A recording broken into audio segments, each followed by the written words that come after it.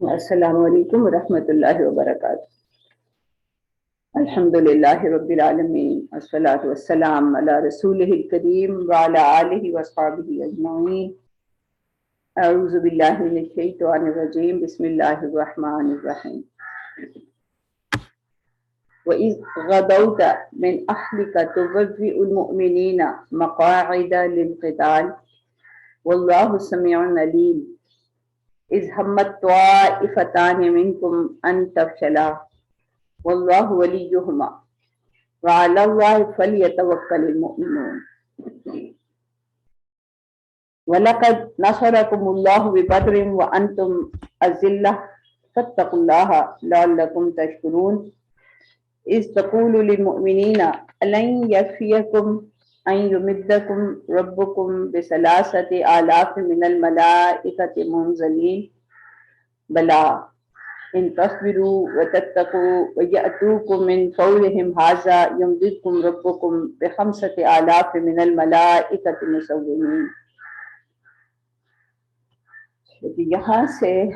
اب ان واقعات اور حالات پر تبصرہ ہے جو غزوہ احد کے موقع پر پیش ہے۔ یہ غزوہ حالات سب جانتے ہیں کہ غزوہ بدر کے کوئی 1 سال کے بعد پیش آئی۔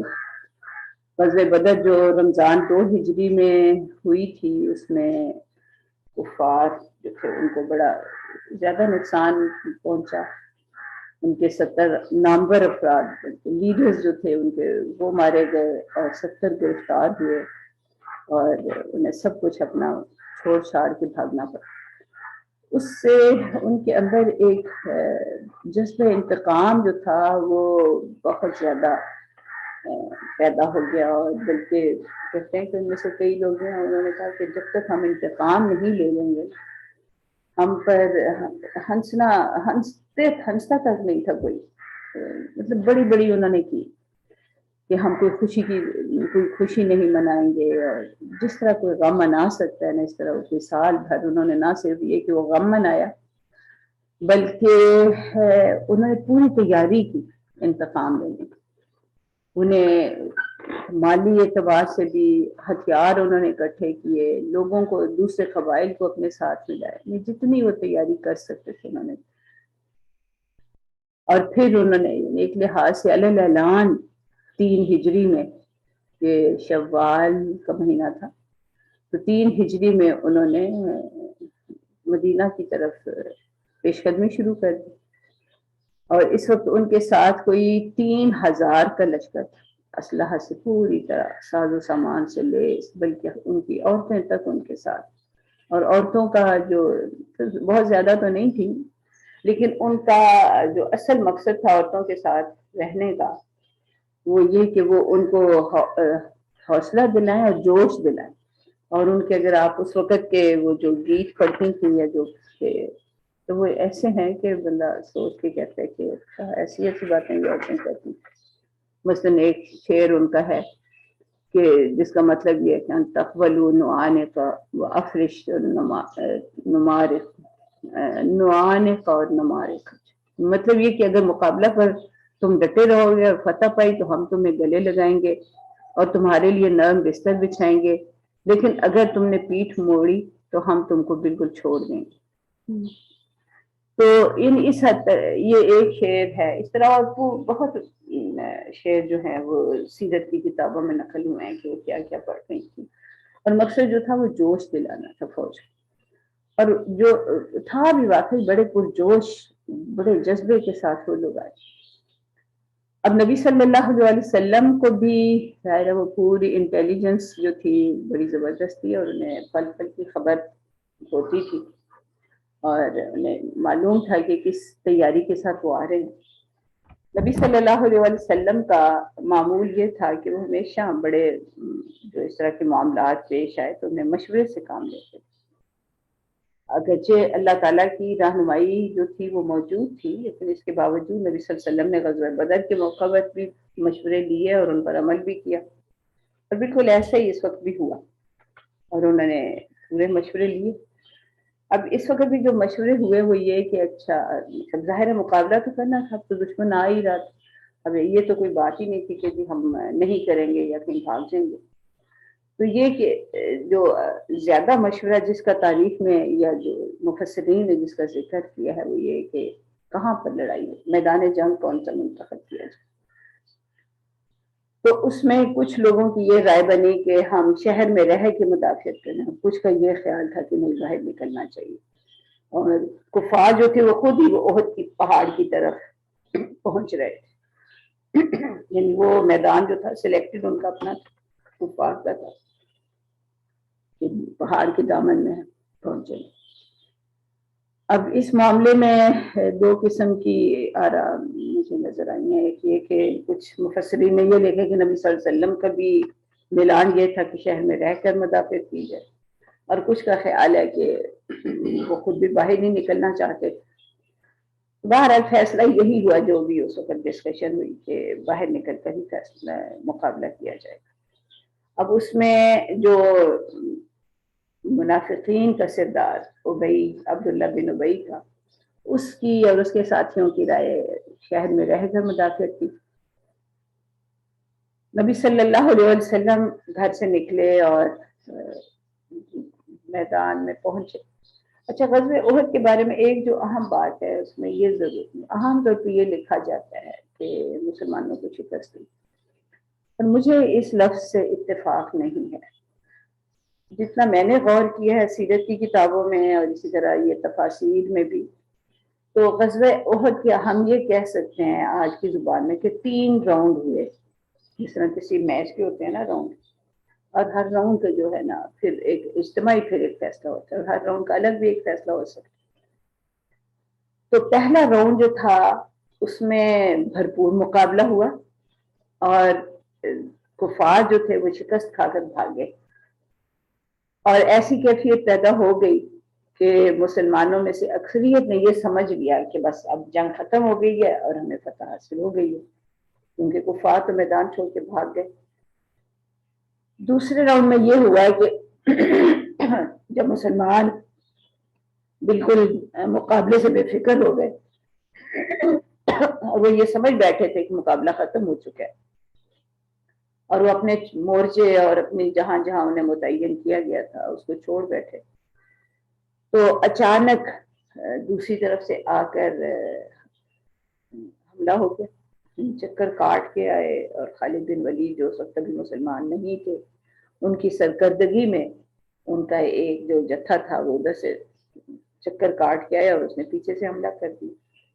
اب یہ کچھ دیر کے لیے ایک بڑی مسلمانوں کے درمیان ایک بڑی افراتفری انتشار کی کیفیت پیدا ہوئی، اور اس میں بہت زیادہ نقصان بھی اٹھانا پڑا. 70 کے قریب بڑے اچھے ساتھی جو تھے وہ اللہ تعالیٰ کے پاس پہنچ گئے اور شہادتیں نصیب ہوئی انہیں. لیکن پھر ایک تیسرا راؤنڈ پھر ہوا کہ جب مسلمان سنبھل گئے، اور جب سنبھل گئے اور پھر انہوں نے جب اپنی ہتھیار سنبھالے اور مقابلہ کیا، تو پھر تیسرے راؤنڈ میں کفار پھر جو تھے وہ بھاگ نکلے، اور اینڈ ریزلٹ یا آخری معاملہ یہی ہوا کہ مسلمان اپنے گھروں کو نہیں لوٹے کہ وہ میدان چھوڑ کے آ گئے ہوں،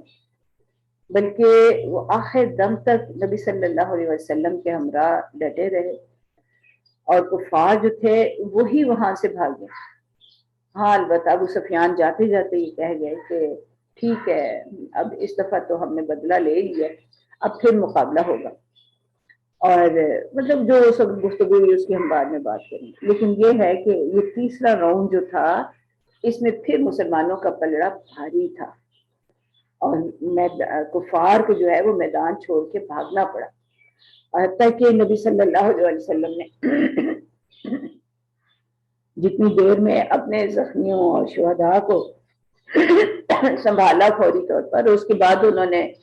سب ساتھیوں کو کہا کہ وہ سب چلیں اور ہم پیچھا کریں، اور انہوں نے پیچھا کیا، کفار کا پیچھا کیا. لیکن اب ایک شکست خوردہ گروہ جو ہے وہ اس میں تو اتنی ہمت ہی نہیں رہتی کہ وہ فاتح گروہ کا پیچھا کر سکے. لیکن یہاں پہ نبی صلی اللہ علیہ وسلم انہوں نے اپنے ساتھیوں کے ہمراہ، اور اس وقت بھی ان کے ہمراہ کافی ساتھی تھے، 200-400 تو اس وقت بھی تھے ان کے ساتھ، جو ان کے ہمراہ گئے اور انہوں نے پیچھا کیا اور کافی دور تک ان کے پیچھا کیا، اور لیکن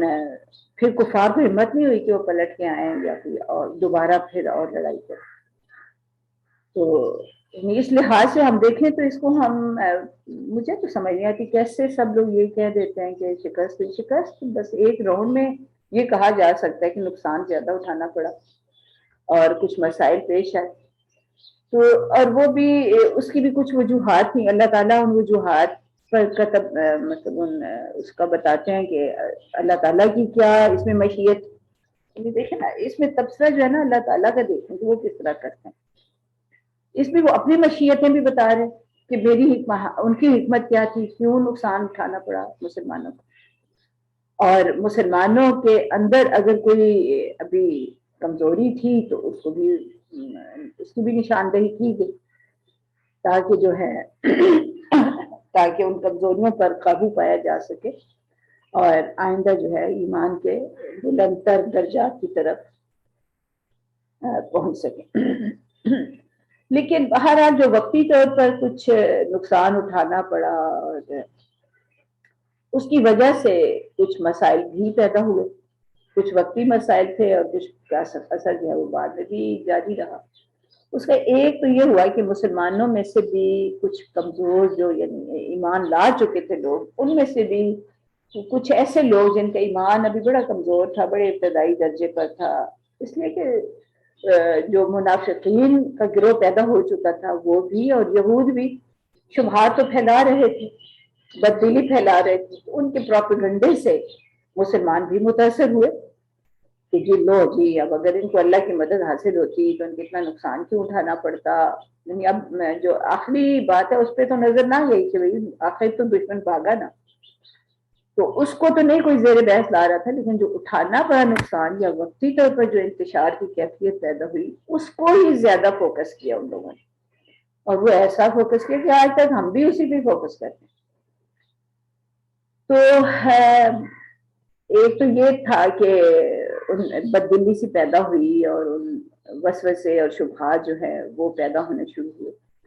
دوسری بات یہ کہ یہود کو جو ہے نا اس حادثے سے بڑی شرم ملی. وہ اثر نو نبی صلی اللہ علیہ وسلم اور اسلام کے خلاف سازشیں اور ریشہ دبانیوں میں بہت سرگرم ہو گئے. اگر آج کا میڈیا جیسے ہے، میڈیا ان کے پاس ہوتا تو ہمیں اندازہ ہی ہے کہ وہ کس طرح کی گفتگو کرتے. ایک زبردست پروپیگنڈا شروع ہو گیا جس میں بنیادی بات یہ تھی کہ لو جی یہ واقعی اللہ کے رسول ہوتے تو اللہ کی مدد نہ ملتی انہیں کیوں اتنا نقصان اٹھانا پڑا اور یہ ہوا اور وہ ہوا. تو دوسری طرف قریش کا جو معاملہ تھا کفار کا، انہیں تھوڑی سی اس سے تھوڑا سا جو ان کو بدر کی شکست سے ان کو جو زخم لگا تھا اور جو ان کو غم تھے وہ کچھ تھوڑا بہت انہیں بھی حوصلہ ہو گیا کہ ہم بھی پہنچا سکتے ہیں، نقصان پہنچا سکتے. تو وہ بھی پھر اپنا قوت جو ہے وہ مجتمع کرنے میں لگ گئے، جس کا نتیجہ پھر غزوہ احزاب کی صورت میں کوئی ایک سال کے بعد پھر برآمد ہوا. تو اس لیے ہے یہ اس لحاظ سے رکوع جو ہے یہ آگے غزوہ احد کا جو تبصرہ ہے اس لحاظ سے بڑا اہم ہے کہ اس میں نہ صرف یہ کہ جب اہل اسلام کو کوئی نقصان پہنچتا ہے تو اس وقت جو شبہات اور غلط فہمیاں پیدا ہوتی ہیں ان کو دور کیا جا سکتا ہے. اور مجھے لگتا ہے کہ ہر دور میں تقریباً ایسی ہی صورت ہوتی ہے. ٹھیک ہے بھائی کبھی اللہ تعالیٰ غلبہ عطا کرتے ہیں، کبھی نقصان بھی اٹھانا پڑتا ہے، کبھی سال ہر سال تک نقصان اٹھانے کے بعد اللہ تعالیٰ غلبہ نصیب کرتے ہیں. تو جو اس وقت ذہنوں میں کمزوری پیدا ہوتی ہے، جو شبہات پیدا ہوتے ہیں، جو غلط فہمیاں پیدا ہوتی ہیں، ان کو دور کرنا مقصود ہے اور اللہ تعالیٰ کی مشیت اور حکمت پر نظر رکھنا جو ہے اس کی ترغیب دلائی گئی ہے. اور دوسرا یہ کہ بہرحال اپنی کمزوریاں جو ہیں ان کا جائزہ لیتے رہنا چاہیے ہر واقعے کے بعد. بلکہ تو احتساب جو ہے یہ تو ہر لمحے کا کام ہے نا. بندے مومن جو ہے وہ تو ہر لمحہ اپنے تمام معاملات پر ایک بڑی کڑی نظر رکھتا ہے، اور اگر کوئی غلطی اس سے سرزد ہو بھی جاتی ہے تو فوراً اس کی تلافی کی کوشش کرتا ہے. اللہ تعالیٰ جو یہاں پر بھی جن کمزوریوں کی نشاندہی فرما رہے ہیں، دراصل اس لیے تاکہ یہ امت جو ہے ہر طرح کی کمزوریوں سے پاک ہو کر اس عظیم الشان منصب کی ذمہ داریاں جو ہے وہ ادا کرنے کی اہلیت حاصل کر سکے، وہ جس کا پہلے ابھی ذکر کیا گیا کنتم خیر امت، یعنی پہلے تو خیر امت ڈکلیئر کیا اور اس کے بعد وہ کمزوریوں کی نشاندہی کی۔ حالانکہ پہلے بھی ہم دیکھ چکے ہیں کہ آل عمران میں، سورہ آل عمران میں ان معاملات کی نشاندہی کی جاتی رہی ہے جو کہ مسائل پیدا کر سکتے ہیں، جو ہمارے اندر کمزوری پیدا کر سکتے ہیں، جس کا ہم نے کل بھی اچھا جائزہ لے لیا۔ تو لیکن اللہ تعالیٰ نے ان آیات میں ابھی جو ہم پڑھیں گے انشاءاللہ، اس میں پہلے بھی ہم دیکھ چکے ہیں کہ اللہ تعالیٰ نے جو آخری آیت اس سے پہلے کی وہ کہی وہ یہی کہ وَإِن تَصْبِرُوا وَتَتَّقُوا، دو اہم معاملات جو ہیں یہ بڑے ضروری ہیں کہ صبر اور تقوی جو ہے یہی کامیابی کی گویا کہ چابی ہے، کلید ہے، اور یہ جو ہے اس میں جتنا زیادہ سے زیادہ ایکسل کیا جا سکے، جتنی زیادہ سے زیادہ اس میں مہارت حاصل کی جا سکے، یعنی اس کا کوئی آپ یہ نہیں کہہ سکتے کہ صبر یا تقوی کا سب سے بلند مرتبہ جو ہے نا بس میں اس کی چوٹی پہ پہنچوں۔ وہ کہتے ہیں نا there is always room at the top, تو ٹاپ جو ہے نا وہ تو ہمیشہ خالی ہوتی ہے اور مزید اوپر جانے کے امکانات پورے موجود ہوتے ہیں۔ بالکل اسی طرح صبر اور تقوی کا معاملہ ہے۔ کوئی بندہ یہ نہیں کہہ سکتا کہ بس جتنا صبر کرنا ہوتا ہے نا وہ میں تو بس کرتی ہوں، اور کوئی یہ نہیں کہہ سکتا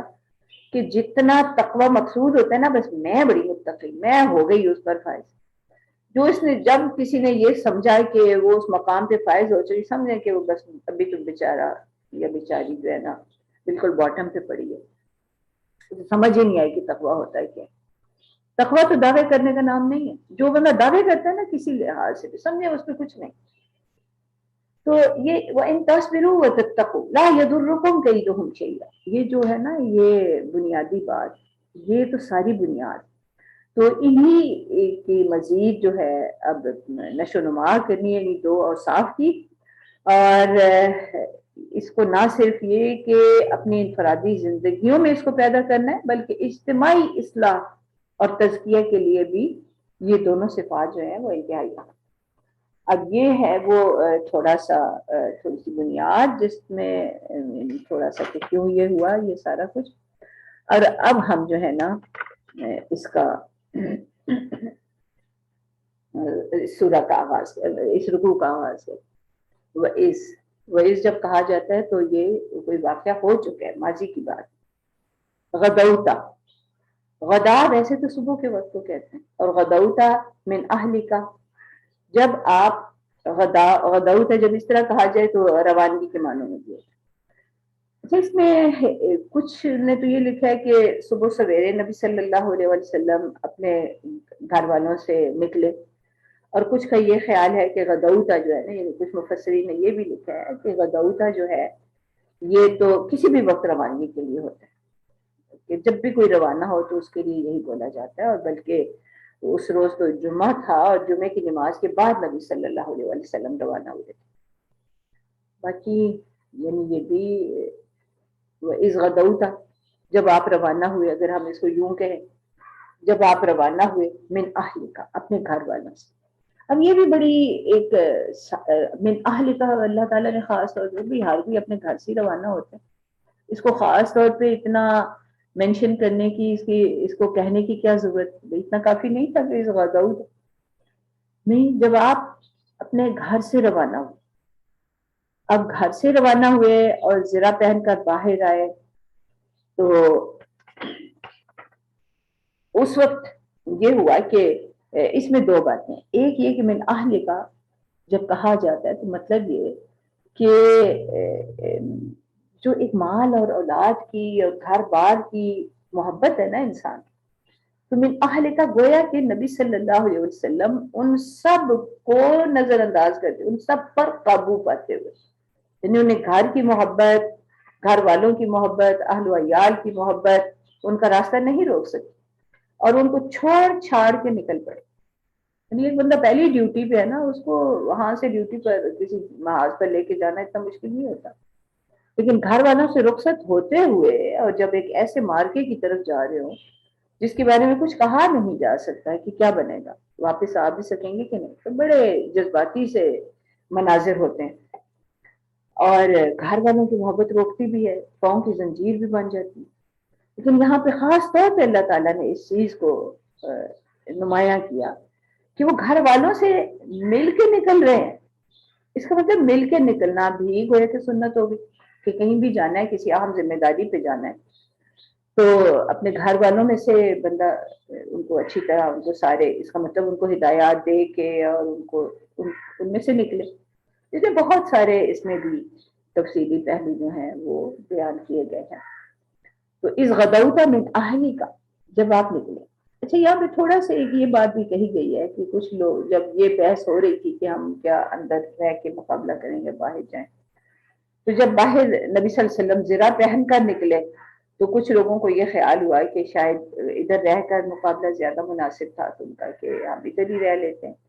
یعنی وہ لوگ بھی جو پہلے باہر نکل کر لڑنے کے حامی تھے، انہوں نے بھی یہی کہا۔ نبی صلی اللہ علیہ وسلم نے ایک بڑی اہم بات کہی کہ نبی، اللہ کے نبی جو ہے نا، وہ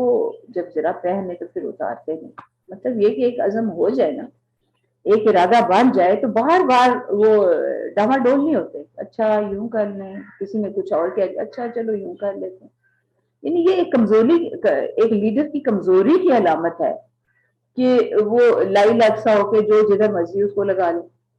اتنا یکسو اور اتنا عزم ہونا چاہیے کہ ایک فیصلہ جب ہو گیا تو اس پر ڈٹ گئے۔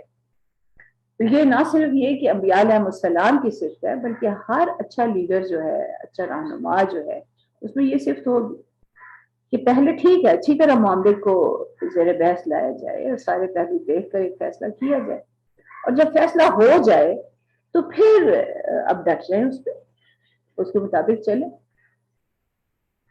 اب جب نبی صلی اللہ علیہ وسلم روانہ ہوئے تو ان کے ساتھ کوئی 1000 افراد، تو تھوڑی دیر کے بعد ہی کوئی عبداللہ بن ابی جو ہے وہ تو اپنے کوئی 300 ساتھیوں کو لے کر الگ ہو گیا کہ جی میری بات تو مانی نہیں گئی، میرا مشورہ کیونکہ نہیں مانا، میں نہیں آپ کے ساتھ چل سکتا۔ یہ آج بھی ہمیں بڑا منظر نظر آتا۔ بہت سے جو اہم لوگ ہوتے ہیں، اپنے آپ کو ہم سمجھنے والے لوگ، جو سمجھتے ہیں کہ جی ہماری رائے زیادہ اہم ہے یا ہم زیادہ کسی اچھے عہدے منصب پر قائم ہیں، میری تو مانی نہیں، بس میں نہیں چل سکتی آپ کے ساتھ۔ تو یہ طرز عمل اس وقت عبداللہ بن ابی نے دکھایا کہ گویا کہ یہ ایک ایسا طرز عمل ہے جس کی کبھی تحسین نہیں کی جا سکتی۔ تو وہ 300 لوگوں کو لے کے الگ ہو گیا۔ اس کے الگ ہونے کی وجہ سے ایک اور مسئلہ ہوا کہ اہل اسلام میں سے بھی 2 بڑے اہم قبائل جو تھے، جو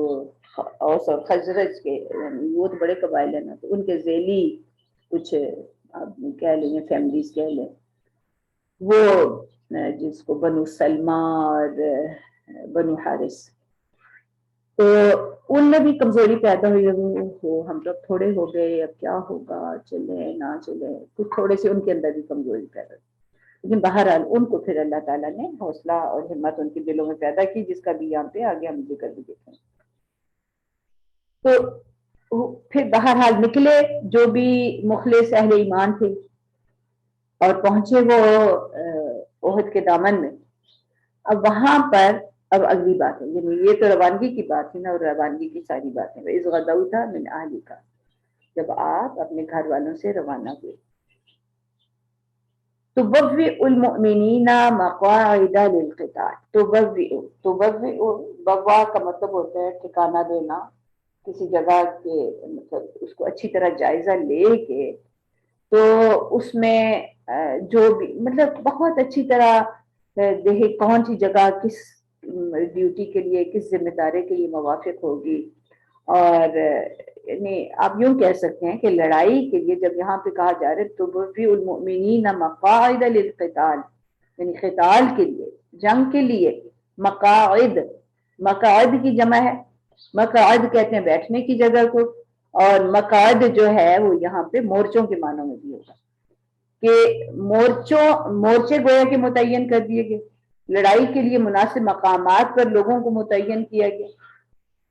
تو یہ گویا کہ اب یہ پہنچ گئے اور وہاں پر نبی صلی اللہ علیہ وسلم نے بڑے نظم اور ضبط کے ساتھ سارے معاملات جو ہے وہاں پر طے کیے. اور یہ ایک اس بات کی آج بھی جتنے بھی یعنی یہ وار سائنس کے جاننے والے لوگ ہیں، فن حرب، یعنی اب تو ایک باقاعدہ اس کی ٹریننگ دی جاتی ہے نا، بڑے بڑے سٹاف کالجز اور بڑے بڑے ادارے ہیں جو کہ اس کے لیے اپنے فوجوں کو ٹرین کرتے ہیں، ان کی اور بہت تربیت کا ایک اہم حصہ ہے. تو اور اس میں یعنی جس طرح ہم ویسے کہتے ہیں نا، اب کوئی ابھی انٹر لیول پہ ہے، کوئی کسی نے گریجویشن کر لی، کسی نے پوسٹ گریجویشن کر لی، بالکل اسی طرح فن حرب پر بھی پوسٹ گریجویشن اور ڈاکٹریٹ تک کے ٹریننگ جو ہیں وہ ہو رہی ہیں. لیکن اس وقت تو ایسا کوئی سلسلہ نہیں تھا، ہر کوئی اپنی جگہ پہ ہی اپنے آپ کو تیار کرتا تھا. یعنی کوئی ایسا سسٹم نہیں تھا کہ کوئی باضابطہ فوج ہو اور اس کو کوئی ٹرین کیا جاتا ہو، اس کی کوئی تربیت کی جاتی ہو، لڑنے کی تربیت دی جاتی ہو. بس اپنے طور پہ ایک غیر رسمی سا معاملہ تھا، اور ہر کوئی یعنی ایک عام رواج تھا کہ بس ہر لڑکا جو ہے نا، بلکہ خواتین بھی سیکھتی تھی کہ وہ تیغ زنی بھی جانتا تھا، تلوار چلانا بھی جانتا تھا، نیزے چلانا بھی جانتا تھا، تیر کمان اس کا استعمال بھی جانتا تھا. جو بھی اس وقت کے ہتھیار موجود تھے تو ان کا جو تھا بچپن سے ہی بچے جو تھے وہ اس چیز کو سیکھتے تھے.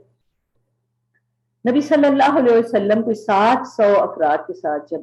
احد کے میدان میں پہنچے تو یہاں پہ اب تبوئ المؤمنین مقاعد للقتال، اس سے ایک یہ بھی معلوم ہوتا ہے کہ نبی صلی اللہ علیہ وسلم نے بنفس نفیس خود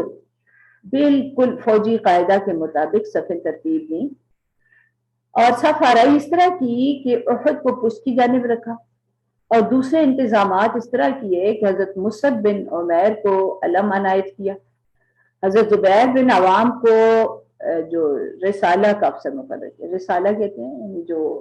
سوار تھے لوگ، کوئی گھڑ سوار ہوں گے یا جو، اور حضرت حمزہ کو اس حصہ فوج کی کمان ملی جو زرہ پوش نہیں تھے. پشت کی طرف سے چونکہ یہ تھا کہ ادھر سے دشمن نہ آ جائے، تو اس پہ ایک جو ٹیلا تھا اس پر کوئی 40 لوگوں کو وہاں بھی متعین کیا گیا، اور ان کی بھی یہ ذمہ داری عبداللہ بن جبیر اس کے سربراہ تھے. تو وہ اور اس میں ماہر تیر انداز رکھے گئے. تیر انداز عام طور پہ ایسی جگہ پہ متعین ہوتے تھے جہاں دور سے آنے والوں کو نشانہ بنایا جاتا. تلوار تو دو بدو لڑائی میں کام آتی، تیر انداز جو ہے یہ دور کے نشانے کے لیے ہوتے ہیں کہ آتے ہوئے دور سے ہی اوپر تیر برسائے گئے. تو یہ ساری یعنی انہوں نے اتنا نظم و ضبط کے ساتھ جو ہے وہ سارا معاملہ کیا. اس سلسلے میں یعنی یہ نظم صف آرائی اور فوجی قواعد کے لحاظ سے نظم و ضبط کو دیکھ کر یعنی یہ حقیقت واضح ہوتی ہے کہ نبی صلی اللہ علیہ وسلم ایک رہبر کامل، وہ صرف چند اخلاقی ہدایات ہی دینے کے لیے نہیں بھیجے گئے تھے، وہ سپہ سالار بھی بڑے زبردست سپہ سالار کہ انہوں نے جس انداز میں جو اسٹریٹجیز استعمال کی مختلف جنگوں میں اور دوران جنگ جو نظم و ضبط قائم کیا، جس طرح ڈیوٹیاں لگائیں اور جس طرح مورچے قائم کیے، اس وقت کی دنیا میں اس چیز کا کوئی رواج نہیں تھا، اور بالکل گویا کہ وہ ان چیزوں سے ناآشنا تھے آج کے برعکس. اس وقت سب ایسے ہی لڑتے تھے. تو اس معاملے میں ایک غیر مسلم مورخ نے بھی لکھا ہے کہ نبی صلی اللہ علیہ وسلم اپنے مخالفین جو محض ہمت و شجاعت ہی رکھتے تھے، تو محمد صلی اللہ علیہ وسلم نے فن حرب کی بھی نئی راہیں نکالی، اور مکہ والوں کی بے دھڑک اور اندھا دھند لڑائی کے مقابلہ میں خوب دور اندیشی اور سخت قسم کے نظم و ضبط سے کام لیا. تو یہ لائف آف محمد ایک کتاب ہے، تو اس کے رائٹر نے یہ چیز لکھی ہے، یہ بات مینشن کی ہے. اس کا مطلب آج بھی جب میرا خیال ہے اکثر جنرلز جو ہیں آج بھی وہ نبی صلی اللہ علیہ وسلم کی وار اسٹریٹجیز کے حوالے دیتے ہیں۔ تو اب جنگ جو ہے وہ شروع ہوئی، اور یہاں پہ پہلی بات تو یہ کہ ابھی جب نبی صلی اللہ علیہ وسلم یہ ساری ڈیوٹیاں لگا رہے تھے اور مورچہ بندی ہو رہی تھی، تو اس وقت اللہ تعالیٰ ساتھ یہ فرما رہے ہیں کہ واللہ سمیع علیم، اللہ تعالیٰ خود ہی سن بھی رہے تھے اور جانتے بھی تھے۔ یعنی گویا کہ سمیع علیم کا حوالہ دینے سے ایک لحاظ سے تنبیہ بھی ہے کہ اب ہم آگے جو کچھ کہہ رہے ہیں نا، یہ کوئی سنی سنائی بات نہیں ہے کہ ہم نے کسی سے سن کے تو کوئی تبصرہ کر رہے ہیں، بلکہ یہ جو تبصرہ ہو رہا ہے اس کے لیے کسی کو بحث تردید کی گنجائش نہیں ہے، کوئی چون چرا کی گنجائش نہیں ہے۔ یہ اس ہستی کی طرف سے تبصرہ ہو رہا ہے جو سب کچھ جانتا اور سنتا ہے، اور جو کچھ بھی وہ کہہ رہا ہے وہ سب کچھ بالکل کسی غلطی کے بغیر ہے۔ یعنی ایسا نہیں ہوا ہے کہ اس کو سننے یا جاننے میں یا حالات اور واقعات کو سمجھنے اور جاننے میں کوئی مسئلہ ہوا ہو، یا کوئی ہوتا ہے نا کہ تعصبات راستے میں آ جاتا ہے۔ رپورٹرز کے اپنے تعصبات ہوتے ہیں، ایک بندہ ایک واقعے کو ایک لحاظ سے دیکھتا ہے، دوسرا دوسرے لحاظ سے دیکھتا ہے۔ تو یہ سارے معاملات جو تھے گویا کہ واللہ سمیع علیم، اس چیز نے ان کی نفی کر دی کہ اللہ تعالیٰ خود اس چیز کے گواہ ہیں، خود انہوں نے دیکھا، وہ جانتے تھے سارے معاملات، ان کی گویا کہ وہ کین آبزرور تھے ان سارے معاملات، اور وہ ہر لمحہ ہیں ہی ویسے بھی۔ اچھا، پھر اب جنگ شروع ہو گئی۔ اب آگے درمیان میں پہلے جب نکلے ہیں تو اس وقت جو معاملہ پیش آیا اس پر تبصرہ ہے۔ اذ ہمت طائفتان منکم ان تفشلا۔ ہمہ کا مطلب ہوتا ہے دل میں ایک ارادہ آ جانا، دل میں کوئی خوف آ جانا۔ تو اب وہ کیا ہوا تھا؟ اذ ہمت طائفتان منکم، تم میں سے دو گروہوں کے دل میں ایک ارادہ آیا، ان تفشلا، کہ وہ کمزور پڑ جائیں۔ تفشلا جو ہے فشل کمزوری کے ساتھ صرف کمزوری نہیں ہے بلکہ بزدلی کے ساتھ گویا کہ کمزوری کا اظہار ہے، ہمت ہار جانا۔ اب یہ وہی موقع تھا جب کہ وہ بنو سلمہ اور بنو حارثہ جو تھے تو مسلمان، اور ایمان کے معاملے میں ان کا کوئی شبہ نہیں کیا گیا، منکم ہی کہا جا رہا ہے ان کو بھی۔ اس کا مطلب ایمان کے ساتھ بھی دلوں میں کمزوری پیدا ہو سکتی ہے۔ ایک بندہ مومن جو ہے وہ بھی بزدل ہو سکتا ہے، وہ لڑائی سے پس و پیش اختیار کر سکتا ہے۔ تو ضروری نہیں ہے کہ جو لڑنے پر آمادہ نہیں ہوا تو اب وہ مسلمان ہی نہیں رہا۔ اس لحاظ سے ہمیں بھی تھوڑا سا کہ ہم نے بھی تو نہیں نا ساتھ دیا اور ہم نے بھی کمزوری دکھائی، تو اس کا یہ مطلب نہیں ہے کہ ہم دائرہ ایمان سے خارج ہو جائیں۔ دائرہ ایمان میں رہتے ہوئے بھی تفشلا جو ہے اس کی نوبت آ سکتی ہے۔ اب وہاں پر یہ ہوا کہ اللہ تعالیٰ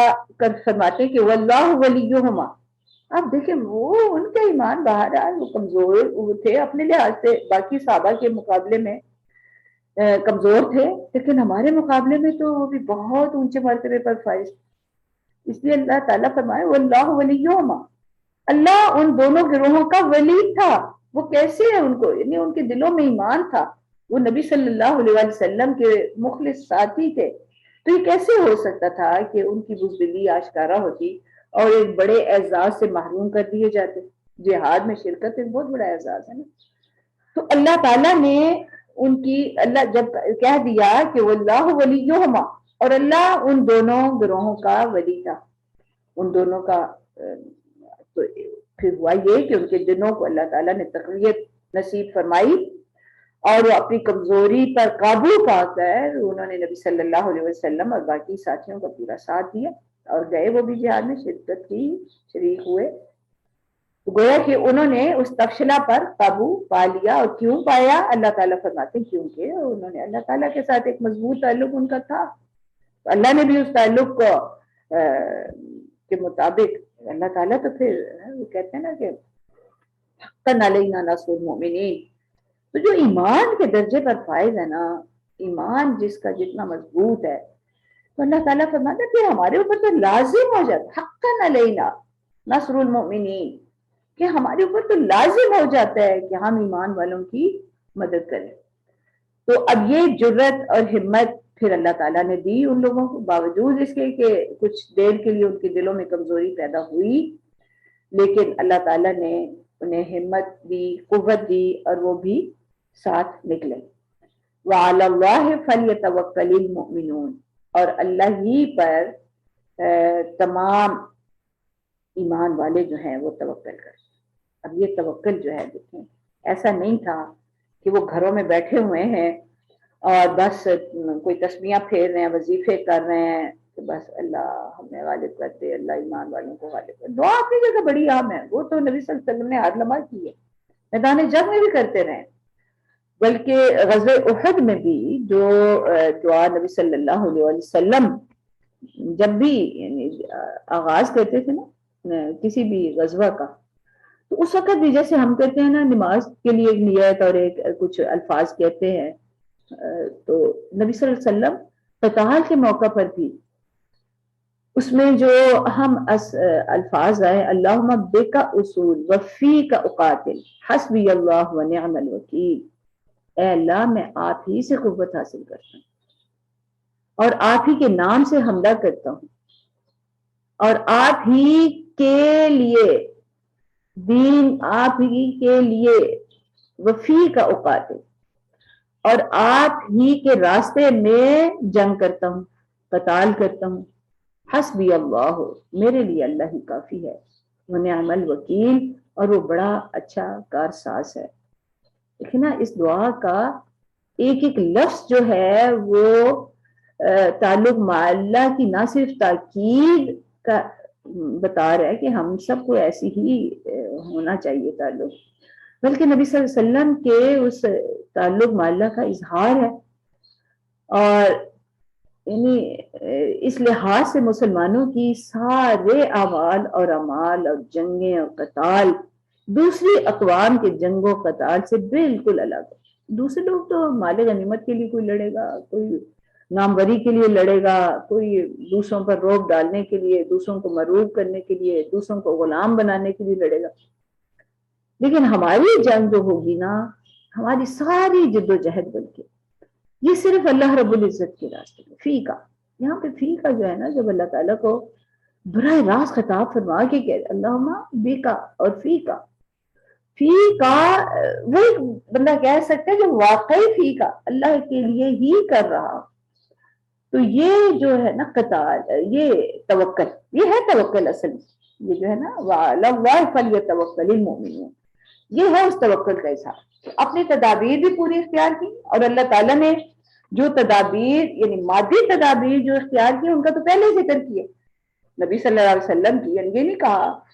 کہ وہ اللہ توکل نکل کھڑے ہوئے، جناب نہیں، پورے گھر والوں سے ان سے میل ملا کے اور باقی ساری جتنا جو تیاری ہو سکتی تھی وہ کر کے، اور میدان جنگ میں جا کے ساری مورچہ بندیاں کی ہیں. اور جن کے دلوں میں کوئی کمزوری پیدا ہوئی، اور ظاہر ہے نبی صلی اللہ علیہ وسلم نے بھی تو ان کے حوصلہ افزائی کی ہوگی، یا باقی اہل ایمان بھی تو ایک دوسرے کو حوصلہ دینے والے تھے نا، ایک دوسرے کو مضبوط کرنے والے تھے. ہر اینٹ دوسری اینٹ کو مضبوط کرتی ہے، تو اسی طرح اہل ایمان میں سے ہر بندے مومن جو ہے وہ دوسرے بندے مومن کو مضبوط کرتا ہے. تو اسی وجہ سے ان کو ہمت پیدا ہوئی، اور یہ بھی کہ وہ سارا گروہ جو تھا نبی صلی اللہ علیہ وسلم کی قیادت میں اللہ ہی پر توکل کرنے والا تھا. وَعَلَى اللَّهِ فَلْيَتَوَكَّلِ الْمُؤْمِنُونَ. تو یہ ہے توکل جو ہے، یہ اس لحاظ سے اس کی بھی بڑی اچھی تشریح ہو گئی کہ توکل یہ نہیں ہے کہ آپ کرو نہیں، بلکہ سارا کر کے اور پھر نتائج اللہ کے بھروسے پہ، بس جو اب اللہ کو منظور ہے ہم اپنی پوری جان لڑائیں گے. اور پھر اب اللہ تعالیٰ اور انہیں کیسے تسلی دے رہے ہیں، وَلَقَدْ نَصَرَكُمُ اللَّهُ، اور یقیناً اللہ نے آپ کی مدد کی. یہ بھی پہلے ہو چکی ہے، اس مدد کا اظہار ہو چکا ہے بدر میں. وَأَنْتُمْ أَذِلَّةٌ، اور اس وقت آپ اذلہ کمزور تھے. اذلہ ذلہ کا جو لفظ آتا ہے، میرے خیال ہے پہلے بھی ہم بات کر چکے ہیں کہ یہ ذلیل کی جمع ہے. اور ذلیل عزیز کا مقابل لفظ ہے. عزیز کے معنی ہے غالب، زور آور، دوسروں کی دسترس سے باہر. اور ذلیل کے معنی ہوں گے کمزور، ناتواں اور دوسروں کے لیے لقمہ تر بن جانے والا. یعنی عزیز تو غالب ہو گیا نا، زور آور ہو گیا، تو ذلیل جو ہے اس کے مقابلے میں کمزور اور ناتواں. اچھا، اخلاقی رذالت اس لفظ کے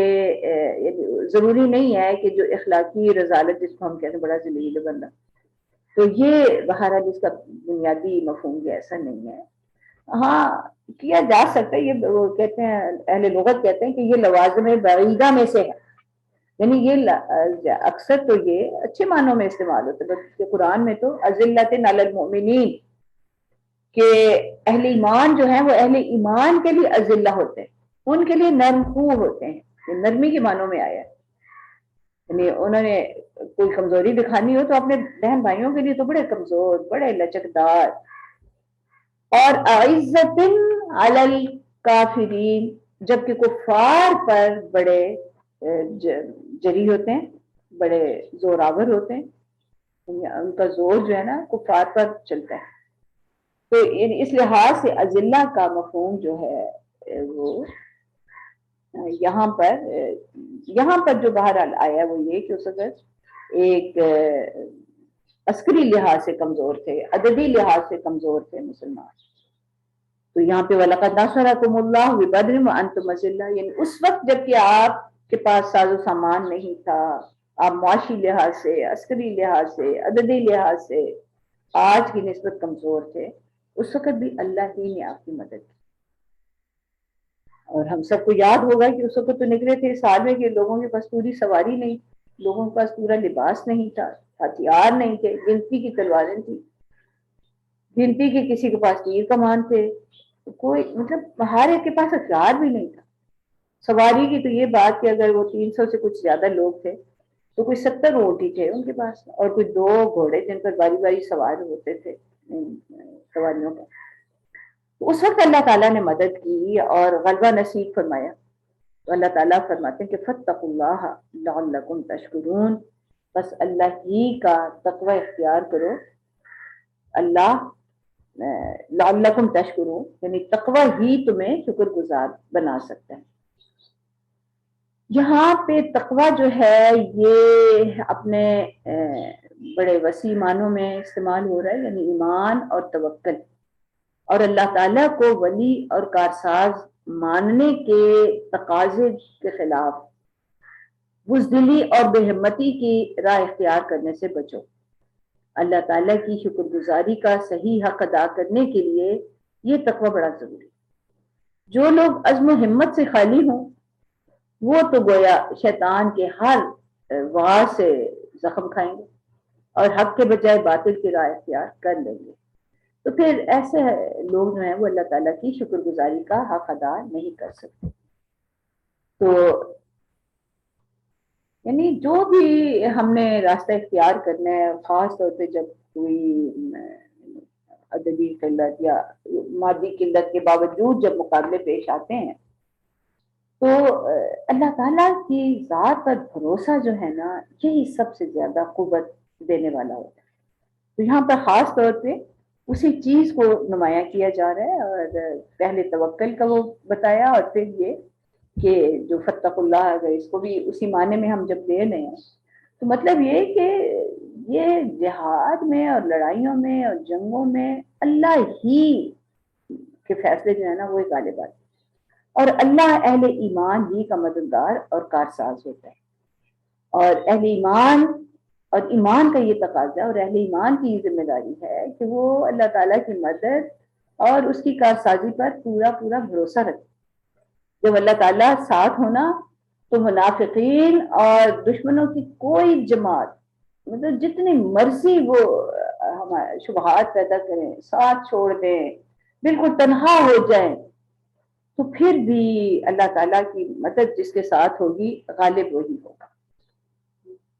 تو یہ چیز جو ہے نا وہ انتم الاعلون ان کنتم مؤمنین، یعنی اسی آگے چل کے جو اللہ تعالیٰ اسی واقعے پر، غزوہ احد پر جو تبصرہ فرماتے ہیں تو اس میں یہ کہتے ہیں کہ غالب تو تم ہی رہو گے، ہاں ایمان جتنا زیادہ ہوگا نا اتنی جلدی نتائج جو ہیں وہ تمہیں حاصل ہوں گے۔